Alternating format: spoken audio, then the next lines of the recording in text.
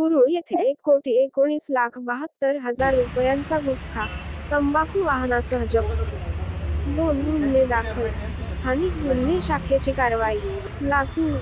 Police अधीक्षक सोमय मुंडे, अपर police अधीक्षक doctor. Ajay Deore यांचे मार्गदर्शनात स्थानिक गुन्हे शाखेचे पोलीस निरीक्षक संजीवन मिरकले यांचे पथकाकडून जिल्ह्यातील अवैध धंद्यावर कारवाई करण्याची मोहीम राबवित आहेत.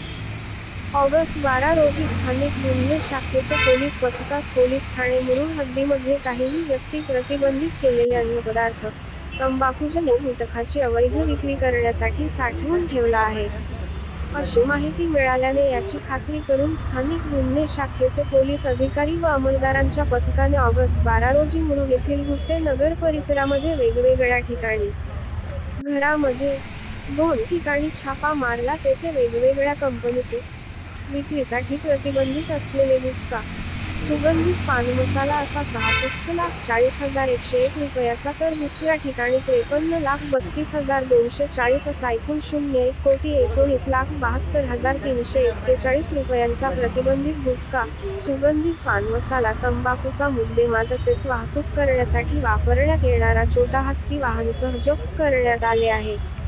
मुरुड पोलिसात प्रतिबंधित गुटखा व सुगंधित तंबाखूची अवैधरित्या साठवणूक केलेल्या अनिल वसंत गुट्टे नगर मुरुड, विशाल गुट्टे मुरुड, संदीपान बाबूराव गुटेकर मुरुड, बाळासाहेब ब्रिजलाल लोहिया मुरुड, भैरू नरसू गुट्टे नगर मुरुड यांच्यावर 2 गुन्हे दाखल करण्यात आले आहेत.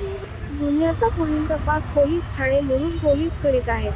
ही कामगिरी वरिष्ठांचे मार्गदर्शनात स्थानिक गुन्हे शाखेचे पोलीस निरीक्षक संजीवन मिरकले यांचे नेतृत्वात सहाय्यक पोलीस निरीक्षक विश्वंभर पल्लेवाड, पोलीस अंमलदार विनोद चिलवे, रामरी भोसले, माधव बिल्लापट्टे, नवनाथ हासबे, मोहन सुरवसे, रियाज सौदागर, तुराब पठाण, राजाभाऊ मस्के, जमीर शेख, प्रदीप चोपडे यांनी पार पाडली.